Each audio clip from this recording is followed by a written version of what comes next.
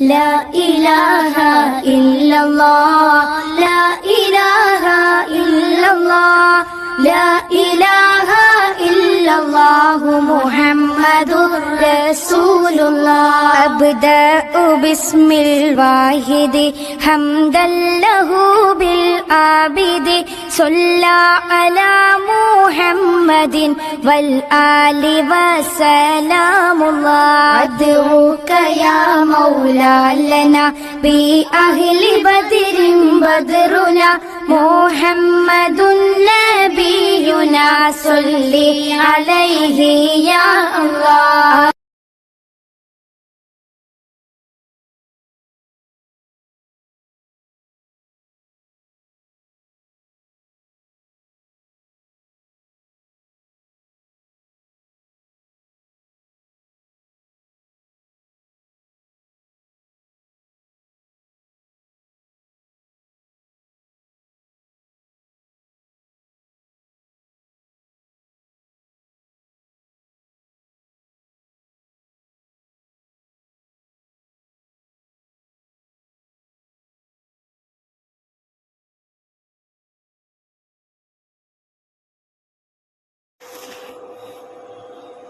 السلام عليكم ورحمة الله تعالى وبركاته. الحمد لله رب العالمين، والصلاة والسلام على خاتم النبيين وعلى آله الطيبين وأصحابه الطاهرين والمسلمين والمؤمنين كلهم أجمعين. ما بعد، فأعوذ بالله من الشيطان الرجيم. بسم الله الرحمن الرحيم. وأما الجدار فكان لغلامين يتيمين في المدينة وكان تحت كنز لهما وكان أبوهما صالحا.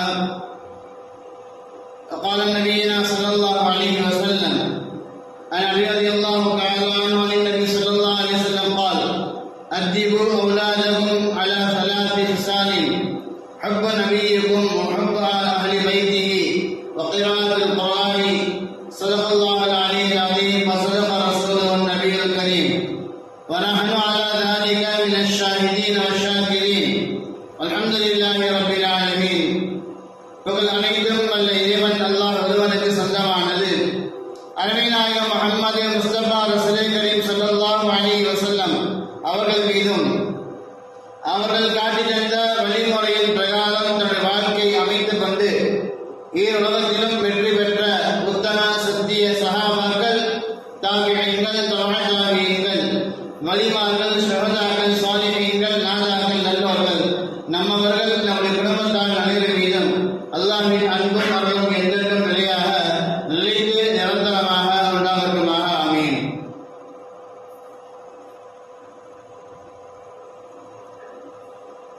கணினின் அல்லாஹ்வின் நல்லடியார்களே, கடந்த சில வாரங்களாக அருமை நாயகம் ஸல்லல்லாஹு அலைஹி வஸல்லம் அவருடைய வாழ்க்கை வரலாறு, நபிகள் பெருமானார் ஸல்லல்லாஹு அலைஹி வஸல்லம் குடும்பத்துடைய வரலாறு, இவைகளை தொடர்ச்சியாக பார்த்து வருகின்றோம். வரலாறுகளை குறிப்பாக அறிவது, நம்முடைய மூதாதையர்கள் எப்படி வாழ்ந்தார்கள், முன்னால் வாழ்ந்த சமுதாயம் எப்படி வாழ்ந்தது, அந்த வாழ்க்கையின் மூலமாக அவர்கள் வெற்றியடைந்தார்களா, தோல்வியடைந்தார்களா, அழிந்து போனார்களா என்பதை நாம் படிப்பனையாக எடுத்துக்கொள்வதற்காக வேண்டிதான் வாழ்க்கை வரலாறுகளை நாம் தெரிந்து கொண்டிருக்கின்றோம். அதே வகையில் அருமை நாயகம் ஸல்லல்லாஹு அலைஹி வஸல்லம் வரலாறு, அவருடைய குடும்பத்தாருடைய வரலாறை நாம் அறிந்திருக்க வேண்டிய அவசியம் இருக்கின்றது. அருமை நாயகம் ஸல்லல்லாஹு அலைஹி வஸல்லம் அவர்கள் ஒரு ஹதீஸில் இப்படி சொல்கின்றார்கள்: அத்திபு அவுலாதக்கும் அலா 3 ஹிசாலின். உங்களுடைய குழந்தைகளுக்கு 3 விதமான குணங்களை, 3 விதமான தன்மைகளை நீங்கள் கற்றுத்தாருங்கள் என்பதாக, 3 விதமான ஒழுக்கங்களை நீங்கள் சொல்லித்தாருங்கள் என்பதாக அருமை நாயகம் ஸல்லல்லாஹு அலைஹி வஸல்லம் சொல்கின்றார்கள். அந்த 3 காரியங்கள், முதலாவதாக ஹுப்பு நபியிக்கும், நபியுடைய மஹப்பத்தை உங்களுடைய பிள்ளைக்கு நீங்கள் சொல்லித்தாருங்கள். அருமைநாயகம் ஸல்லல்லாஹு அலைஹி வஸல்லம் முஹப்பத்தை, அவர்கள் மீது அன்பு கொள்வதை நீங்கள் சொல்லித்தாருங்கள். இரண்டாவதாக ஹுப்ப அஹ்லி பைத்திஹி, அருமைநாயகம் ஸல்லல்லாஹு அலைஹி வஸல்லம் குடும்பத்தாரின் மீது அன்பு கொள்வதை நீங்கள் உங்களுடைய பிள்ளைக்கு சொல்லித்தாருங்கள்.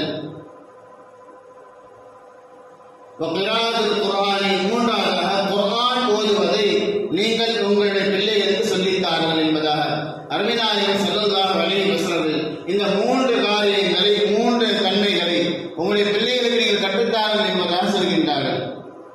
நபிகள் பெருமானார் ஸல்லல்லாஹு அலைஹி வஸல்லம் மீது நமக்கு பிரியம் ஏற்பட வேண்டும் என்றால், அல்லாஹ்வுடைய குடும்பத்தார் மீது நமக்கு பிரியம் ஏற்பட வேண்டும் என்றால், நாம் அவருடைய வாழ்க்கை வரலாறுகளை முழுமையாக தெரிந்திருக்க வேண்டும். ஒருத்தரை பற்றி உண்டான விஷயங்கள் நமக்கு தெரியாமல் அவர் மீது எப்படி நமக்கு அன்பு ஏற்படும், மஹப்பத் ஏற்பட முடியும்? அவருடைய வாழ்க்கை வரலாறுகள், அவர் எப்படிப்பட்டவர், அவர் யார் என்பதாக நமக்கு தெரிந்திருந்தால் மட்டும்தான்.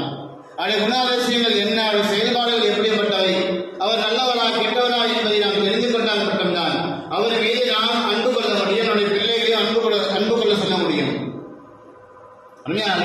நம்முடைய பிள்ளைகளை நாம் நபிகளார் மீதும் நபிகளார் குடும்பத்தார் மீதும் அன்பு கொள்ள வேண்டும் என்பதாக நாம் தூண்ட வேண்டும் என்றால், முதலாவதாக நாம் அவர்களுக்கு அருமைநாயகம் ஸல்லல்லாஹு அலைஹி வஸல்லம் வாழ்க்கை வரலாறை, அதை குடும்பத்தாருடைய வாழ்க்கை வரலாறை நாம் முழுமையாக எடுத்து வைக்க வேண்டும்.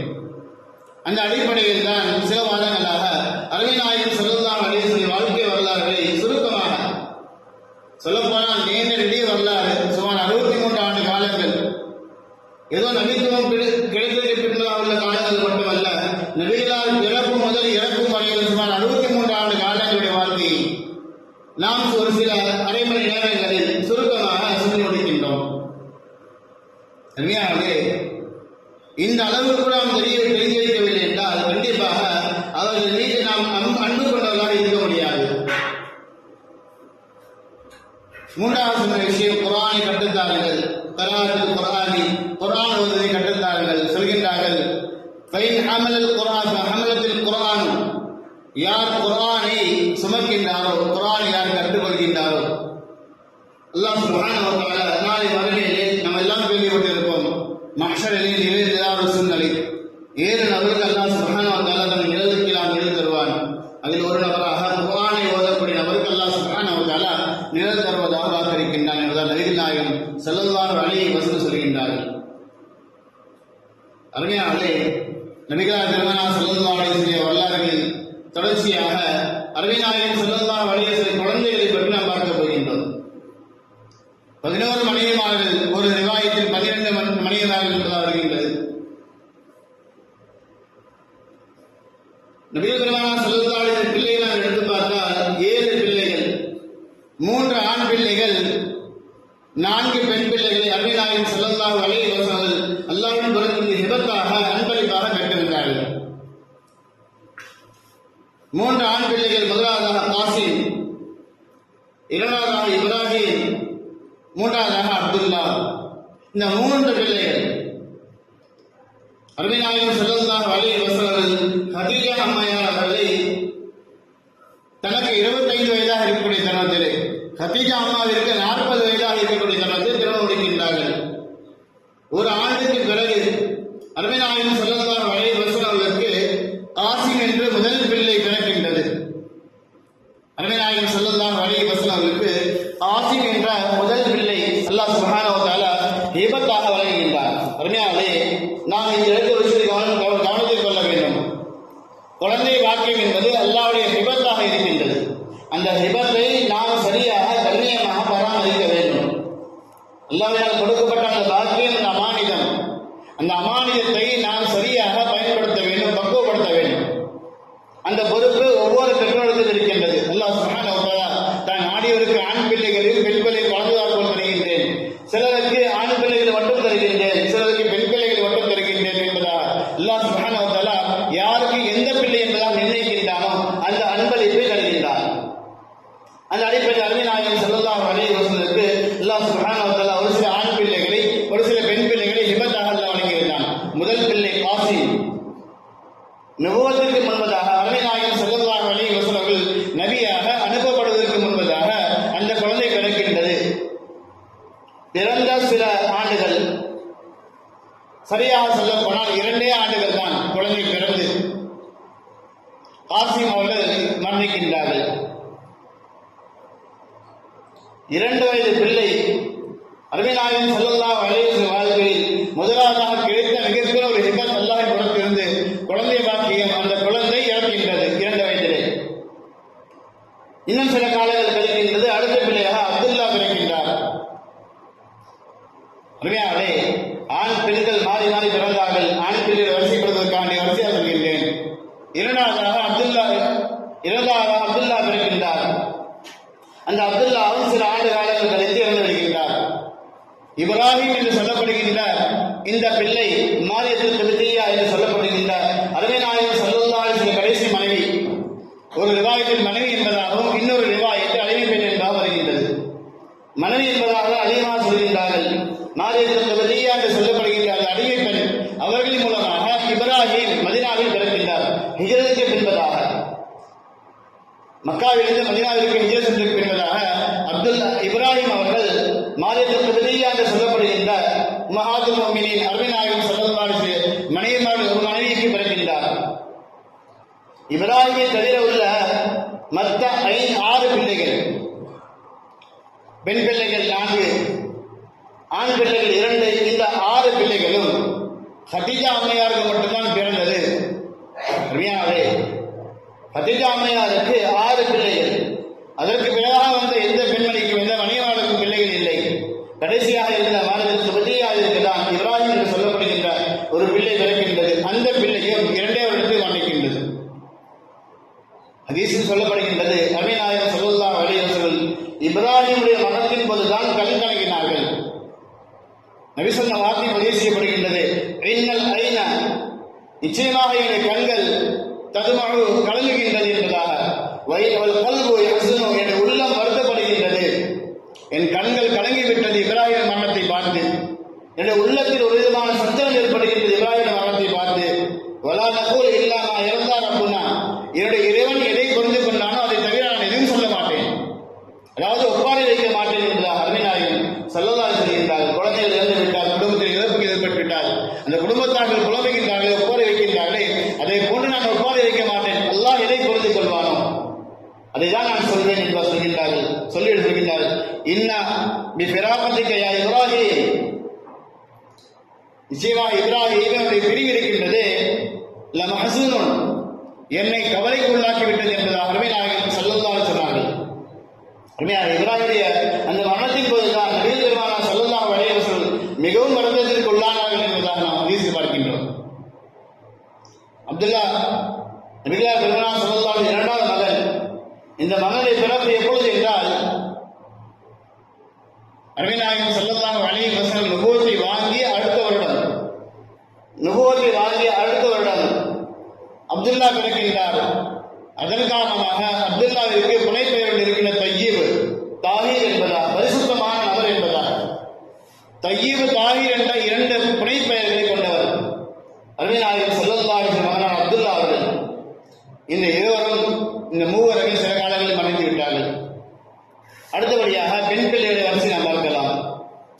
அருமையானவர்களே, வரலாறுகள் ஞாபகம் கொள்ள வேண்டும். நம்முடைய பிள்ளைகளுக்கு இந்த வரலாறை கற்றுத்தர வேண்டும். அருமைநாயகம் ஸல்லல்லாஹு அலைஹி வஸல்லம் நபி என்பதாக நாம் தெரியும். ஆனால் அவருடைய வாழ்க்கையில் எத்தனை இழப்புகளை இழந்திருக்கின்றார்கள், எத்தனை சிரமங்களை இந்த உம்மத்திற்காக சகித்திருக்கின்றார்கள், இந்த உம்மத்துக்கு மத்தியிலே தீனை கொண்டு வந்து சேர்ப்பதற்காக எத்தனை முயற்சிகள் செய்திருக்கின்றார்கள் என்ற வரலாறுகளை நாமும் அறிந்திருக்க வேண்டும், நம்முடைய சந்ததியில் தெரிவிக்க வேண்டும். அதன் மூலமாக நபியின் மீது நமக்கு மஹப்பத், பிரியம் ஏற்பட வேண்டும். 4 பெண் பிள்ளைகள். முதலாவதாக ஸைனப் ரலியல்லாஹு தஆலா அன்ஹா அவர்கள். அருமைநாயகம் ஸல்லல்லாஹு அலைஹி வஸல்லம் அவர்கள் ஸைனப் ரலியல்லாஹு தஆலா அவர்கள் இறந்து, இன்னும் சொல்ல போனால் ஆண் பிள்ளைகள் மட்டும்தான் சிறு சிறு பிராயத்தில் இறந்து விட்டார்கள். பெண் பிள்ளைகள் பலர் திருமணத்துக்கு பின்பதாக மரணித்தார்கள். சிலர் குழந்தைகளை பெற்றதற்கு பின்பதாக மரணித்திருக்கின்றார்கள். அல்லாஹ் சுப்ஹானஹு வ தஆலா நபிகள் பெருமானார் ஸல்லல்லாஹு அலைஹி வஸல்லம் மூலமாக பெண் பிள்ளைகளை இந்த உம்மத்திற்கு பரக்கத்தானதாக, ஒரு சுப செய்தியாளராக அல்லாஹ் சுப்ஹானஹு வ தஆலா இருக்கின்றார். பெண் பிள்ளைகள் பிறந்து விட்டால் அவர்களுக்கு சுப செய்தி சொல்லுங்கள், நன்மாராயம் சொல்லுங்கள் என்பதாக குர்ஆனில் வருகின்றது. பெண் பிள்ளைகள் இருக்கிற ஒரு பாக்கியம். 4 பெண் பிள்ளைகள் அருமை நாயகம் ஸல்லல்லாஹு அலைஹி வஸல்லம் பெற்றெடுக்கின்றார்கள். 4 பெண் பிள்ளைகள் கதீஜா அம்மையார் பிறந்த பிள்ளைகள் தான். முதலாவதாக ஸைனப் ரலியல்லாஹு தஆலா அன்ஹா அவர்களுக்கு அருமை நாயகம் ஸல்லல்லாஹு அலைஹி வஸல்லம் ஆசிம் ரபியா ரலியல்லாஹு தஆலா அவருடன் திருமணம் செய்து வைக்கின்றார்கள். ரபியாவே ஆசிம் ரபியா ரலியல்லாஹு தஆலா அவர்கள் ஸைனபை திருமணம் முடிக்கக்கூடிய அந்த தருணத்திலே அருமை நாயகம் ஸல்லல்லாஹு அலைஹி வஸல்லம் நபுவத் கொடுக்கப்படாத ஒரு காலகட்டம். இந்த காலகட்டத்தில் இஸ்லாத்துக்கு முன்பதாக நபிகளார் ஸல்லல்லாஹு அலைஹி வஸல்லம் நபியாக அனுப்பப்படுவதற்கு முன்பதாக திருமணம் நடக்கின்றது. இஸ்லாத்தை நபிகள் பெருமானார் ஸல்லல்லாஹு அலைஹி வஸல்லம் சமுதாயத்தில் கொண்டு வரக்கூடிய அந்த தருணத்திலே கதீஜாவுடைய பிள்ளைகளும் இஸ்லாத்தை ஏற்றுக்கொண்டார்கள். ஆனால் ஸைனபுடைய கணவனார் அபுல் ஆஸ் அவர்கள் இஸ்லாத்தை ஏற்றுக்கொள்ளவில்லை. அருமை நாயகம் ஸல்லல்லாஹு அலைஹி வஸல்லம் அவர்கள் கணவன் மனைவி இருவரும் பிரிந்து விட்டார்கள். மதீனாவுக்கு ஹிஜ்ரத் சென்று விட்டார்கள். பல காலங்கள் கழித்து இஸ்லாத்தை ஏற்றுக்கொண்டவராக அபுல் ஆஸ் அவர்கள் மதீனாவுக்கு வருகின்றார்கள். மீண்டும் அருமை நாயகம் ஸல்லல்லாஹு அலைஹி வஸல்லம் அவர்கள் அபுல் ஆஸுக்கும் ஸைனபுக்கும் திருமணம் செய்து வைத்தார்கள் என்பதாக வரலாறு நாம் பார்க்கின்றோம். அருமையானே, ஸைனப் ரலியல்லாஹு தஆலா அவர்கள் ஹிஜ்ரி 8ஆம் ஆண்டு மதீனாவிலே வஃபாத்தானார்கள் என்பதாக வரலாறு சொல்கின்றது. அருமை நாயகம் ஸல்லல்லாஹு அலைஹி வஸல்லம் எல்லா பிள்ளைகளும் நபிகளார் பெருமானார் ஸல்லல்லாஹு அலைஹி வஸல்லம் 7 பிள்ளைகள் 6 பிள்ளைகள் நபிகளார் தன்னை கரத்தாலே தஃபன் செய்திருக்கின்றார்கள். நபிகளாருடைய வாழ்நாள் காலங்களில் இறந்து விட்டார்கள் ஃபாத்திமாவை தவிர. ஃபாத்திமா மட்டும்தான் அருமை நாயகம் ஸல்லல்லாஹு அலைஹி வஸல்லம் வஃபாத்திற்கு பின்பதாக 6 மாத காலங்கள் கழித்து வஃபாத்தாகி இருக்கின்றார்கள். சுமார் 6 பிள்ளைகளை அருமை நாயகம் ஸல்லல்லாஹு அலைஹி வஸல்லம் தன்னுடைய வாழ்நாளில் தஃபன் செய்திருக்கின்றார்கள். ஹிஜ்ரி 8ஆம் ஆண்டு ஸைனப் ரலியல்லாஹு தஆலா அவர்கள் மதீனாவிலே தஃபன் செய்யப்படுகின்றார்கள். அடுத்த பெண்மணி அடுத்த மகளார் ருக்கையா ரலியல்லாஹு தஆலா அவர்கள் ருக்கையாவுடைய திருமணம் உஸ்மான் இப்னு அஃபான் ரலியல்லாஹு தஆலா நடக்கின்றது. இருவரும் ஒன்றார் போல் சேர்ந்து வாழ்கின்றார்கள். மிகவும் மஹப்பத்தாக வாழ்கின்றார்கள். காலங்கள் கடக்கின்றது. ருக்கையாவுடைய மரணம் ஏற்படுகின்றது. ருக்கையாவுடைய மரணத்துடைய வரலாறை பற்றி சொல்கின்றார்கள். பத்ர் யுத்தம், பத்ர் யுத்தத்திற்காக அனைத்து சஹாபாக்கள் தயாரிக் கொண்டிருக்கின்றார்கள். ருக்கையாவிற்கு இப்ராஹிம் என்று சொல்லப்படுகின்ற ஒரு மகன், அவர் இறந்து விடுகின்றார். அந்த இறப்பினுடைய வருத்தத்தின் காரணமாக உள்ளத்தில் வருத்தம் அதிகமாக ஆகி கடுமையான காய்ச்சல் ஏற்பட்டு வருகின்றது. காய்ச்சல் இருக்கக்கூடிய தருணத்திலே பத்ர் யுத்தம் நடைபெறக்கூடிய சூழ்நிலை. ருக்கையாவுடைய கணவனார் பத்ர் களத்திற்கு செல்வதற்கான முனைகின்றார்கள். அருமை நாயகம் ஸல்லல்லாஹு அலைஹி வஸல்லம் அவர்கள் தங்களுடைய மனைவி பார்க்குமாறு அவருக்கு கட்டளையிடுகின்றார்கள். நீங்கள் வரக்கூடாது என்பதால் உஸ்மானுக்கு ஒரே வருத்தம். பத்ருடைய களம் இஸ்லாத்துடைய முதல் போர், எப்பேற்பட்ட பாக்கியம் தனக்கு கிடைக்க பெறவில்லையே என்பதாக வருத்தம் கொள்கின்றார்கள். அருமை நாயகம் ஸல்லல்லாஹு அலைஹி சொன்ன வார்த்தை, பத்ரில் நீங்கள் கலந்து கொள்ளவில்லை என்றால் சரி, அந்த நன்மை அல்லாஹ் சுப்ஹானஹு வ தஆலா தங்களுக்கு தருவான் என்பதாக சுபத்தி சொல்கின்றார்கள். உஸ்மானும் ருக்கையாவும் ஒன்றாக வீட்டில் அமர்ந்து கொண்டிருக்கின்றார்கள். பத்ருடைய வெற்றி செய்தி வருகின்றது. பத்ர் காலத்திலே முஸ்லீம்களுக்கு வெற்றி கிடைத்து விட்டது என்பதால் சுப செய்தி வருகின்றது. சுப செய்தி வரக்கூடிய அந்த தருணத்திலே ருக்கையா ரலியல்லாஹு தஆலா அவர்கள் இறந்து விடுகின்றார்கள், வஃபாத்தாகின்றார்கள். அருமையானவர்களே, 3வது மகள் உம்மு குல்சூம் ரலியல்லாஹு தஆலா அன்ஹா அவர்கள் ருக்கையாவுடைய மரணத்திற்கு பின்பதாக அருமை நாயகம் ஸல்லல்லாஹு அலைஹி வஸல்லம் அவர்கள் உஸ்மான் இப்னு அஃபான் ரலியல்லாஹு தஆலா அவர்களுக்கு தன்னுடைய 3வது மகள் உம்மு குல்சூமை மீண்டும் திருமணம் செய்து வைக்கின்றார்கள். இருவருடைய வாழ்க்கையும் சிறப்பாக செல்கின்றது. சுமார் ஹிஜ்ரி 9ஆம் ஆண்டு 10ஆம் ஆண்டு இருக்கலாம். உம்மு குல்சூம் ரலியல்லாஹு தஆலா அவர்களும் எனக்கு மன்னிக்கின்றார்கள். அவருடைய அருமை நாயகம் ஸல்லல்லாஹு அலைஹி வஸல்லம் தஃபன் செய்கின்றார்கள். மஸ்ஜித் நபியில் அருகாமையில் இருக்கக்கூடிய அந்த கபர்ஸ்தானில் ருக்கையா எங்கு அடக்கப்பட்டிருக்கின்றாலோ தன்னுடைய சகோதரியுடைய கபருக்கு அருகாமையிலேயே உம்மு குல்சூம் அடக்கம் செய்கின்றார்கள். அருமையானவர்களே, உம்மு குல்சூம் ருக்கையா இருவரையும் உஸ்மான் இப்னு அஃபான் ரலியல்லாஹு தஆலா அவர்கள் திருமணம் செய்த அந்த அஃபான் ரலியல்லாஹு தஆலா அவர்களுக்கு சுப செய்தி சொல்லப்படுகின்றது. தன்னுரையின் 2 ஒலிகளை பெற்றவர்கள். அருமை நாயகம் ஸல்லல்லாஹு அலைஹி வஸல்லம் ஒலி, அவருடைய பிள்ளைகளும் ஒலியாக இருப்பார்கள். தன்னுரையின் 2 பிரகாசங்களை பெற்றவர் என்பதால் சுப செய்தி எந்த சஹாபாக்களும் கிடைக்காத மிகப்பெரும் ஒரு பாக்கியமாக ஒரு சுப செய்தியாக சொல்லப்படுகின்றது. அருமையாகவே ருக்கையாவுடைய மரணம், உம்மு குல்சூமுடைய மரணம், கடைசியாக பாத்திமா ரலியல்லாஹு தஆலா அன்ஹா அவர்கள் அருமை நாயகம் ஸல்லல்லாஹு அலைஹி வஸல்லம் மிகப்பெரும் அன்பிற்கும் பாசத்திற்கும் உரித்தான ஒரு பெண்மணி. நமக்கெல்லாம் தெரியும், பாத்திமாவுடைய வரலாறை பேச நினைத்தால் பல மணி நேரம் பேசலாம். அருமை நாயகம் ஸல்லல்லாஹு அலைஹி வஸல்லம் சேர்ந்து மஹப்பத்தாக வாழ்ந்த பெண்மணி. அருமை நாயகம் ஸல்லல்லாஹு அலைஹி வஸல்லம் பாத்திமா மீது எந்த அளவுக்கு அன்பு கொண்டார்கள் என்றால், பாத்திமா தான் இருக்கின்ற இடத்திற்கு வந்தால் வேகமாக எழுந்திருப்பார்கள், பாத்திமாவை கட்டி அணைப்பார்கள், நெத்தின் மீது முத்தமிடுவார்கள், தன்னுடைய மடியின் மீது அமர்த்திக் கொள்வார்கள் என்பதாக. எப்பொழுது பாத்திமா வந்தாலும் சிறிதே நிலைதான். அருமை நாயகம் ஸல்லல்லாஹு அலைஹி வஸல்லம் மீது பாத்திமா கொண்டிருந்த அன்பு அதிகம். பாத்திமா மீது அருமை நாயகம் ஸல்லல்லாஹு அலைஹி வஸல்லம் கொண்டிருந்த அன்பு அதிகம். அருமை நாயகம் ஸல்லல்லாஹு அலைஹி வஸல்லம் வஃபாத்துடைய நேரத்திலும் கூட பாத்திமாவுடைய காலில் சொல்கின்றார்கள், எனக்கு பின்பதாக என் குடும்பத்தில் நீதான் என்னை வந்து அடைவாய் என்பதாக சொல்கின்றார்கள். அந்த சுப செய்தியின் காரணமாக பாத்திமா ரலியல்லாஹு தஆலா அவர்கள் அருமை நாயகம் ஸல்லல்லாஹு அலைஹி வஸல்லம் வஃபாத்தான 6 மாத காலங்கள் கழித்து அந்த ரமலானிலே மரணிக்கின்றார்கள் என்பதான வரலாறு பார்க்கின்றோம். அருமையாவுடைய நேரம் குறைவாக இருக்கின்றது. அருமை நாயகம் ஸல்லல்லாஹு அலைஹி வஸல்லம் பிள்ளைகளின் நிலை இதுதான். வாழும் காலம் எல்லாம் சிறப்பாக வாழ்ந்தார்கள். அருமை நாயகம் ஸல்லல்லாஹு அலைஹி வஸல்லம் பெண் பிள்ளைகளாக இருக்கின்றார்கள், ஆண் பிள்ளைகளாக இருக்கின்றார்கள். அது வாழ்க்கை இருக்கின்றது, சிறப்பானதாக இருக்கின்றது. அல்லாஹ் சுப்ஹானஹு வ தஆலா உலகத்தில் எந்த இழப்பை யாருக்கு கொடுத்தாலும் சரி, நாம் அந்த இழப்புகளை அல்லாஹ்விற்காக புரிந்து கொள்ள வேண்டும். ஒரு சஹாபி கேட்கின்றார், யா ரசூலல்லாஹ், சோதனைகள் அதிகமாக கொடுக்கப்பட்ட நபர் உலகத்தில் யார்? உலகம் ஆரம்பித்த நாள் முதல் இன்று வரையும், உலகம் ஆரம்பித்த நாள் முதல் இன்று வரையும் சோதனைகள் அதிகமாக கொடுக்கப்பட்ட நபர்கள் யார் என்பதாக கேட்கின்ற தருணத்திலே அருமை நாயகம் ஸல்லல்லாஹு அலைஹி வஸல்லம் வார்த்தை நான் தான் என்பதாக சொல்கின்றார்கள். எனக்கு தான் அதிகமாக சோதனைகள் கொடுக்கப்பட்டது.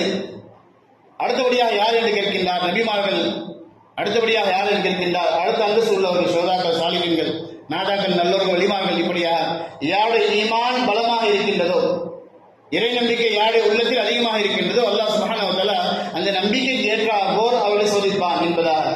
அருமையாவே அல்லாஹ் சுப்ஹானஹு வ தஆலா நபிகளாரின் மீது அன்பு கொள்ளக்கூடிய பாக்கியத்தையும், நபிகளாருடைய குடும்பத்தாரின் மீது அன்பு கொள்ளக்கூடிய பாக்கியத்தையும், குர்ஆனில் அதிகமாக ஓதக்கூடிய பாக்கியத்தை எல்லாம் தந்தல் புரிவானாக. வஹ்மத்துல்லாஹி ரப்பில் ஆலமீன். அஸ்ஸலாமு அலைக்கும் வரஹ்மத்துல்லாஹி வபரகாத்துஹு.